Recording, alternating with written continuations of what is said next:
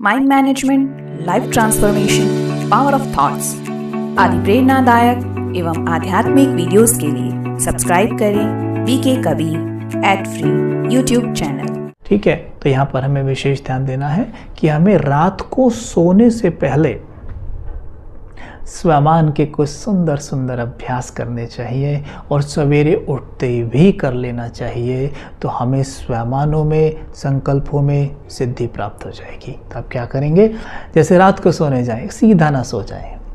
एक आदत डाल लें आज से कि एक अव्यक्त मुरली का आप एक पेज या एक पैराग्राफ बड़े आराम से पढ़िए, जल्दबाजी नहीं, एक पैराग्राफ आराम से पढ़ा करो। ठीक है, मुरली के मुख्य पॉइंट्स भी आप पढ़ सकते हैं। ठीक है, आज का वरदान सार इस तरीके से पढ़े, मतलब चिंतन के लिए कुछ जाए तो सही। ठीक है, अब जैसे आप पढ़ रहे हैं तो वो अंदर जा रहा है, अंदर जा रहा है। ठीक है, अंदर जा रहा है। अच्छा, वो अंदर जा रहा है तो वो तो काम करेगा ना। अगर मैंने पढ़ लिया आज मानो मैंने वरदान सोने से पहले पढ़ा कि बच्चे दिव्य सिद्धियां प्राप्त करने वाले सिद्धि स्वरूप भव है, दिव्य बुद्धि के द्वारा दिव्य सिद्धियां प्राप्त करने वाले सिद्धि स्वरूप भव, तो बाबा ने मुझे दिव्य बुद्धिवान कहा है। स्वीकार करें इस तरीके से कि मेरे बाबा स्वयं जो भगवान है, ईश्वर है, जो सदा सत्य है, वो कह रहा है कि मैं दिव्य बुद्धिवान हूँ। मेरी बुद्धि दिव्यता संपन्न है। मेरे मन में अथाह दिव्य शक्तियां हैं। मैं आत्मा दिव्य बुद्धिवान हूं। इस तरीके से हम करते जाएंगे, सोते जाएंगे। ठीक है, और जैसे अब क्या होगा, ऐसे अभ्यास कर रहे होंगे, वो अंतर्मन की गहराई में जाएगा, तो मन को आदेश मिल रहा है। ठीक है, मन को आदेश मिल रहा है और मन क्या करेगा, कार्य में लग जाएगा, दिव्यता जगाने में लग जाएगा। अथॉरिटी से कहना है, झूठ थोड़ी ना बोल रहे हैं, अथॉरिटी से कहना है। जितना कहेंगे अंतर्मन उन शक्तियों को जगाएगा, जगा रहा है ना, जगाएगा। ठीक है, एक ये कार्य, मुरली पढ़ ली, प्रैक्टिस कर ली थोड़ी सी, है ना।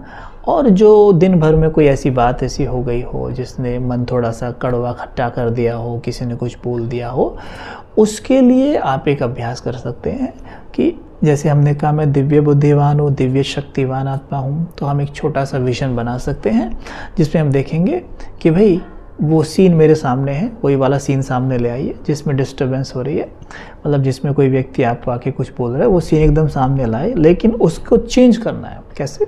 Check and change. मतलब आप देखेंगे कि वो व्यक्ति आपके पास आता है, अपशब्द भी कह देता है, लेकिन आप स्वमान में स्थित हैं और आप एकदम अचल अडोल हैं। कोई भी परिस्थिति आपकी स्थिति को हिला नहीं सकती। तो क्या कहेंगे, मैं अचल अडोल हूँ, कोई भी परिस्थिति मेरी स्थिति को हिला नहीं सकती। ऐसे करेंगे 3-4 बार और देखेंगे वो कुछ बोल रहा है, लेकिन मैं एकदम पीसफुल, काम, कंपोस्ट माइंड की प्रोग्रामिंग हो जाएगी। जब अगले दिन कोई ऐसी घटना घटित होगी, आप देखेंगे कि आपको कोई ज़्यादा फर्क नहीं पड़ रहा है। ये हो गया। ठीक है, ऐसे जब सवेरे जागें तो यही अभ्यास जो रात को किया है, सवेरे उठते ही इसे एकदम शुरू कर दें। पहले तो उठते ही बाबा को गुड मॉर्निंग कहें, सामने देखें परमात्मा को फरिश्ते रूप में, बाप दादा कंबाइंड है और मुझे देखकर मुस्कुरा रहे हैं, बाहें फैलाई खड़े हैं, आओ मेरे बच्चे, आओ आओ मेरी गोद में आ जाओ। ठीक है, सीधे बाबा की गोद में चले गए और बाबा से बड़ी प्यारी प्यारी बातें की। एक छोटा बच्चा बाप से कैसे बात करता है, ऐसे बात की, वरदान लिए, एकदम से मस्त, बहुत अच्छा अनुभव होगा। ठीक, पहली बात स्वमान की जो हम बात करें, लेकिन होता क्या है, आत्माएं स्वमान में रट्टा मारती हैं, वो नहीं करना है। स्वमान केवल रटने की चीज़ नहीं है। क्यों नहीं रटना इसको? इसका कारण है एक, क्योंकि मन की भाषा जो है वो शब्द नहीं है। मन की भाषा है कलर, म्यूजिक और इमेज। अब इन तीनों चीज़ों को मिलाएंगे तो आप पाएंगे जैसे वीडियो बन गई है। तो माना मन की भाषा है वीडियोस, पिक्चराइजेशन, विजुअलाइजेशन, वीडियोस।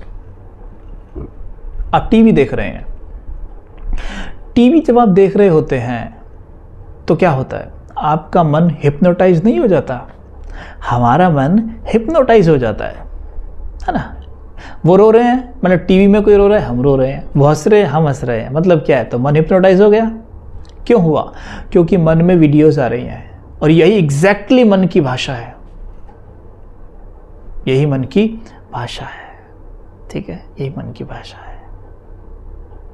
अब टीवी पे कुछ देखा, मन ने टीवी पे कुछ देखा, ठीक है, देखा और देखो उस पर रिएक्ट कर रहे हैं। मन तो बहुत शक्तिशाली है ना। कोई घटना आपके जीवन में ऐसी हुई नहीं है, रो रहा है, कोई घटना ऐसी जीवन में हुई नहीं, हंस रहा है। क्यों? क्योंकि वो हिप्नोटाइज हो चुका है, क्योंकि यही मन की एग्जैक्टली भाषा है। अब हमेशा तो आपके पास टीवी नहीं हो सकता है ना, या है भी तो कई बार हम उस पर नेगेटिव चीज़ें देखते हैं। लेकिन यह ध्यान देना है, अगर हम अपने मन को कोई चीज़ स्वीकार कराना चाहते हैं तो हमें ध्यान ये देना है केवल उसे शब्दों में नहीं। शब्द तो इसलिए बोल रहे हैं हम ताकि हम थोड़ा अच्छे से विजुअलाइज कर सकें, ठीक है।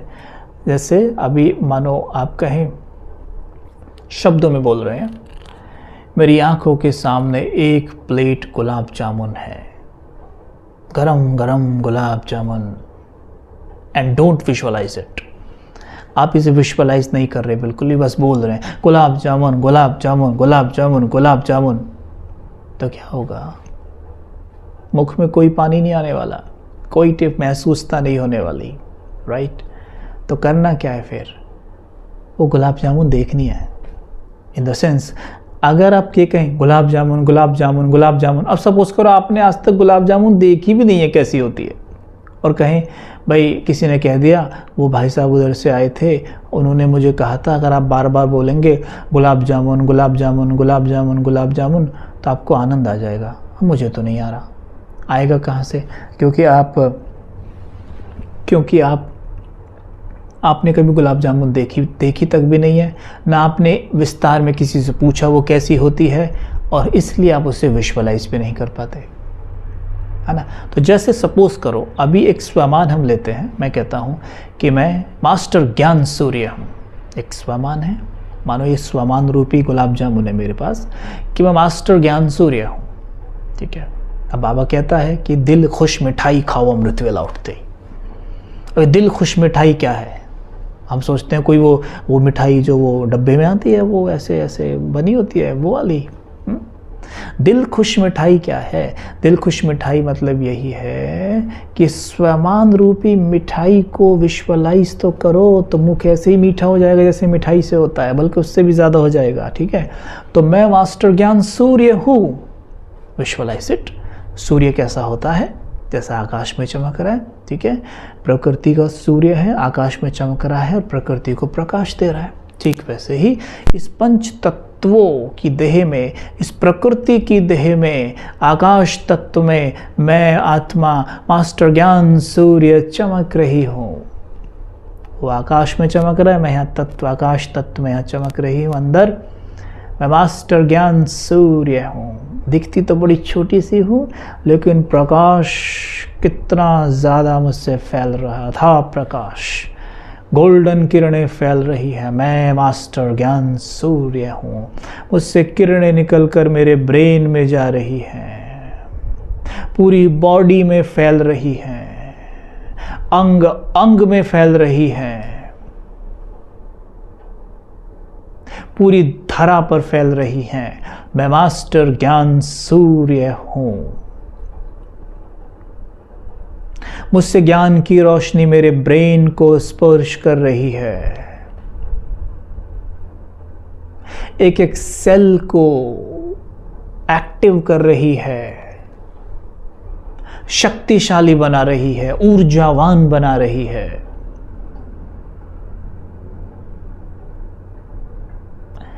मैं मास्टर ज्ञान सूर्य हूँ।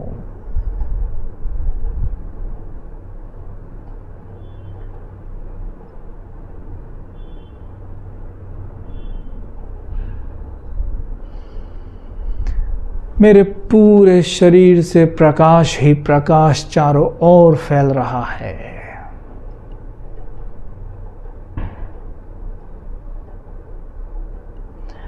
वायुमंडल चार्ज हो रहा है।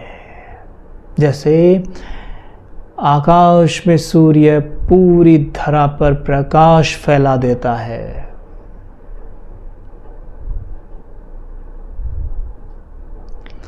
वैसे ही मैं इस धरा का सूर्य चारों ओर रूहानी प्रकाश फैला रहा हूं।